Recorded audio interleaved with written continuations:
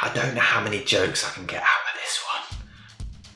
Schindler's List tells the true story of Oskar Schindler, played by Liam Neeson, a German industrialist who arrives from Czechoslovakia to Krakow during World War II to seek his fortune. He acquires an enamelware factory and hires Isaac Stern, played by Ben Kingsley, to help run his business, hiring many Jewish locals as essential workers to prevent them being sent to concentration camps. However, after witnessing a massacre of the local Jewish community at the hands of Nazi commandant Amon Goet, played by Ralph Fiennes, Schindler switches sides, making it his mission to save as many Jews as possible before they can be exterminated by the Nazis. Yeah, apparently there was a Nazi with a soul.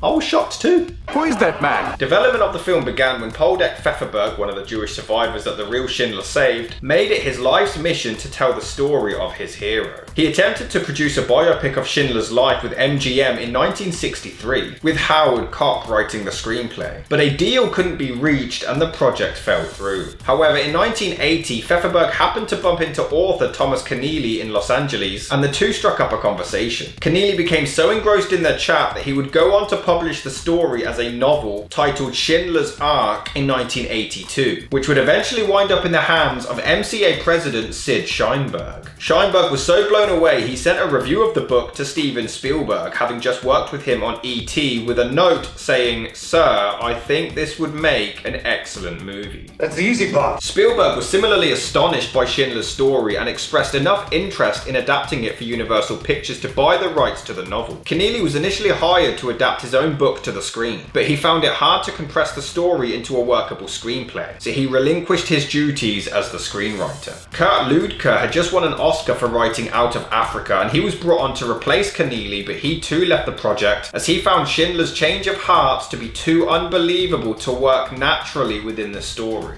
Too unbelievable. But it really happened.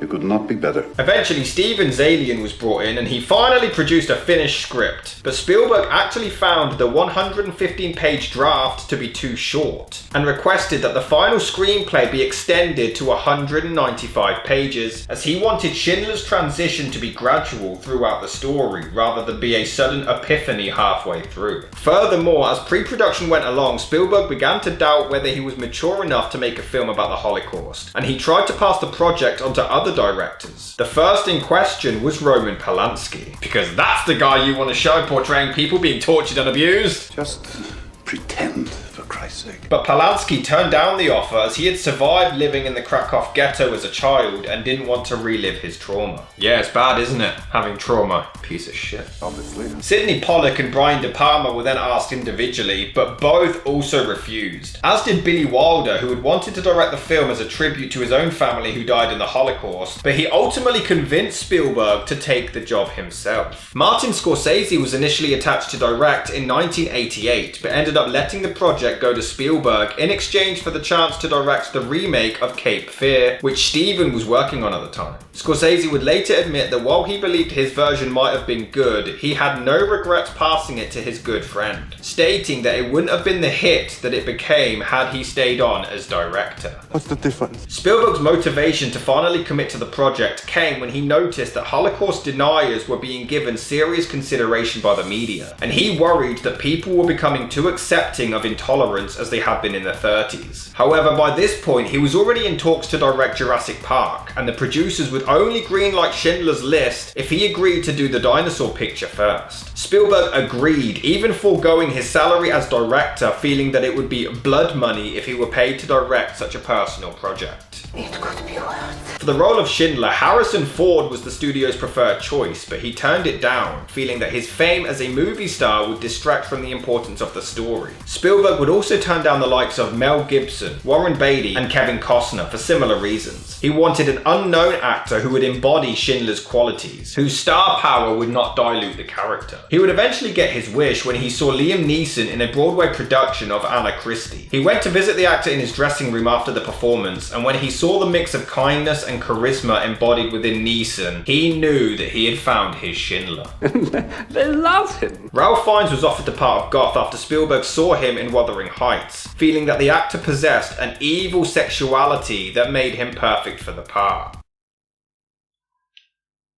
Ew. You be quiet. Fiennes watched a number of historical newsreels and talked to Holocaust survivors to prepare, and put on 28 pounds of weight so that he could more closely resemble the real man. In fact, when Poldek Pfefferberg's wife Mila saw Fiennes in costume when she visited the set, she actually began trembling in fright as he looked so much like the real Goth. I don't know how. The film also made some changes to the original story, most notably in the character of Isaac Stern, who was actually a combination of numerous different people, including the real-life Stern, Schindler's factory manager Abraham Bankier, and Goth's personal secretary Metek Pemper. Dustin Hoffman was actually the first actor to be asked to play the role, and he even accepted. But due to a miscommunication between Spielberg and his agent, the director misunderstood that he had declined the role, and Hoffman wasn't cast, though he did go on to praise Ben Kingsley's performance when he saw the final film. Think about that. Filming was due to start in early 1993, but this presented a major problem. Spielberg was still working on the post-production for Jurassic Park at the time, but he knew he had to start filming as soon as possible as he planned on shooting the movie in the winter and didn't want to wait for the snow to come back. Luckily for Stevie Boy, the final edit of Jurassic Park was finished, and all that needed to be done was the sound mixing and color correction, meaning that it was far enough along for him to be able to jump ship and finally work on Schindler's List. He left his good pal George Lucas in charge of supervising the dub, probably dubbing over the T-Rex falling in love with his sister,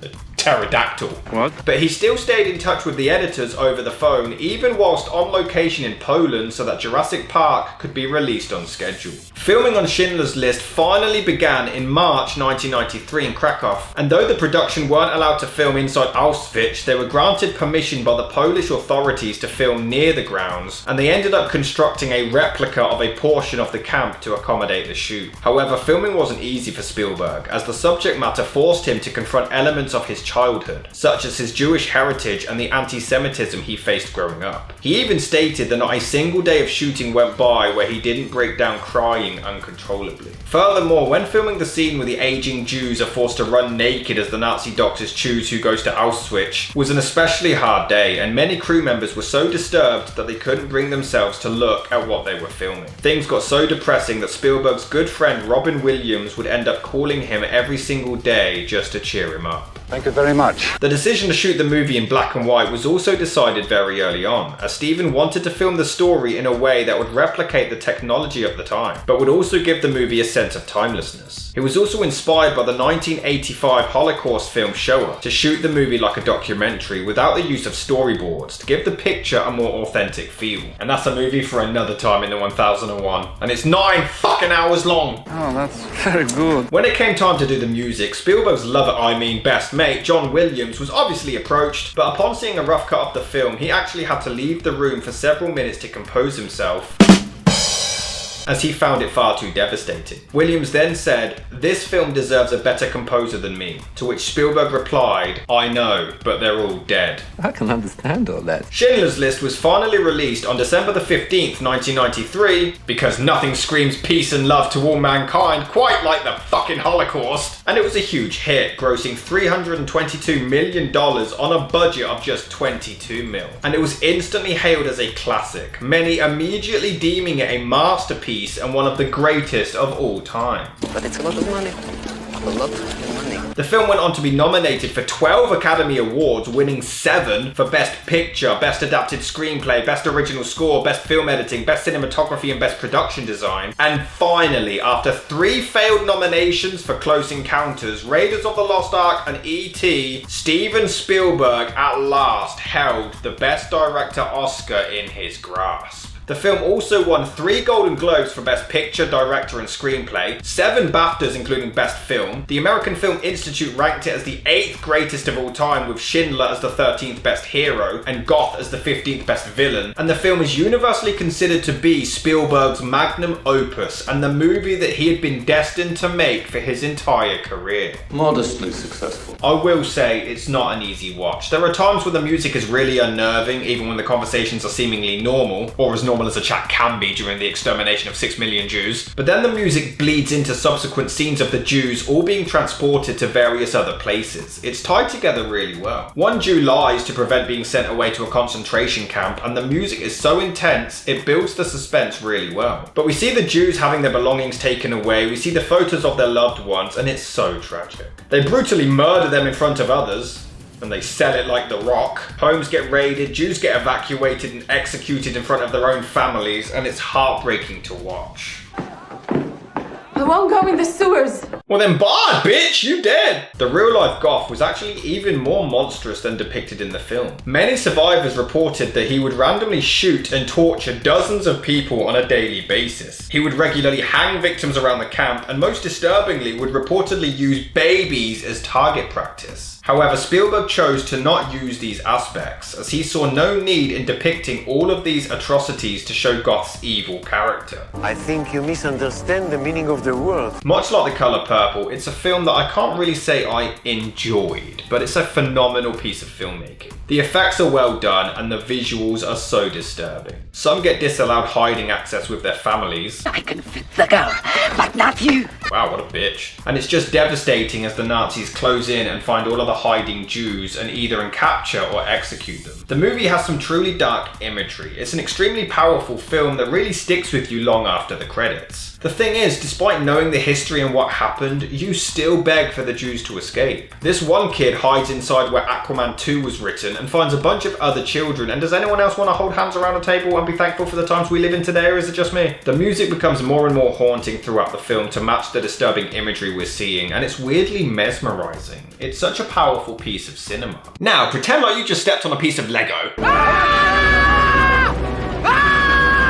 Perfect. But subsequently, the music works really well as the Jews are all liberated and walk to freedom. The movie actually starts off in colour and has a really sweet transition to black and white, which looks great, and it only returns to colour again at the end when we return to present day. Then Oscar's grave is visited by the real-life Holocaust survivors and the actors who portrayed them, including Liam Neeson himself paying their respects. This is a terrific moment and easily one of my favourite endings in movie history. On paper, it sounds like it could be a bit cheesy, but it is beautifully handled. The only other use of colour throughout the film is a small girl in a red coat, which was used to reflect the draining of life. Spielberg wanted to apparently make grown men cry everywhere, as he wanted to draw all of their attention to this character in particular, to represent the innocence of the Jews being slaughtered because this small girl in particular sadly loses her life. Jesus Christ, Steven, calm down!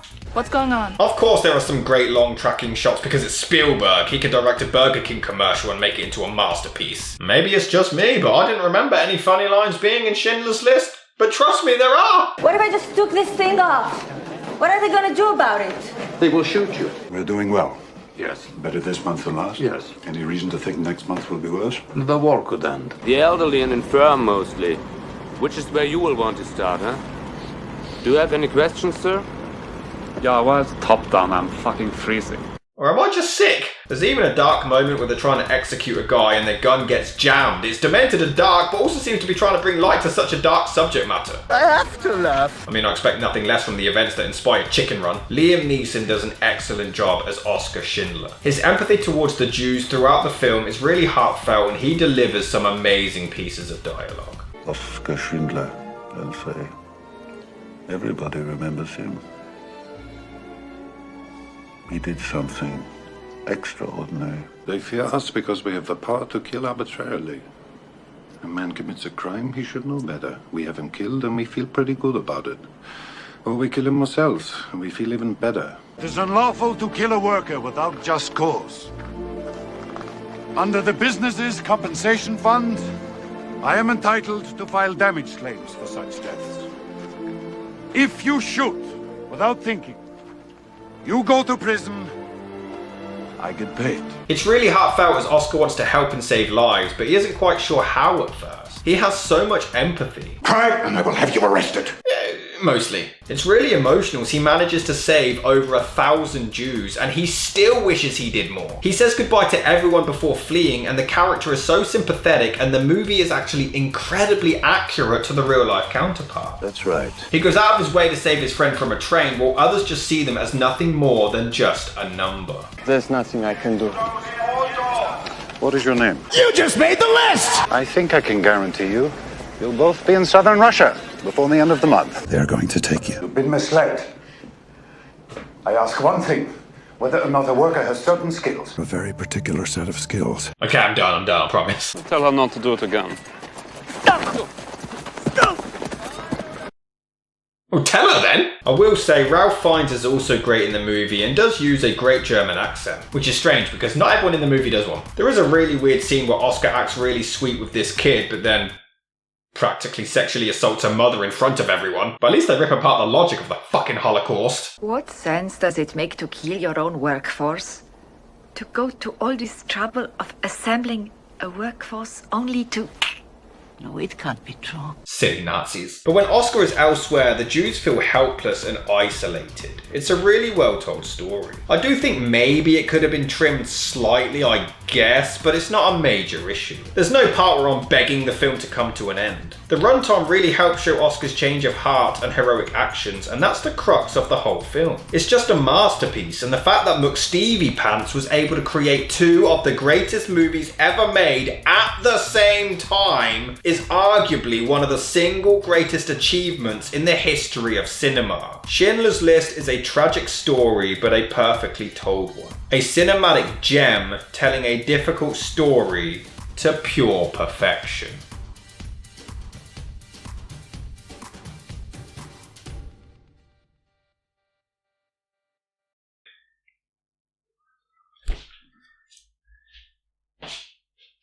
I really hope I caught that on camera.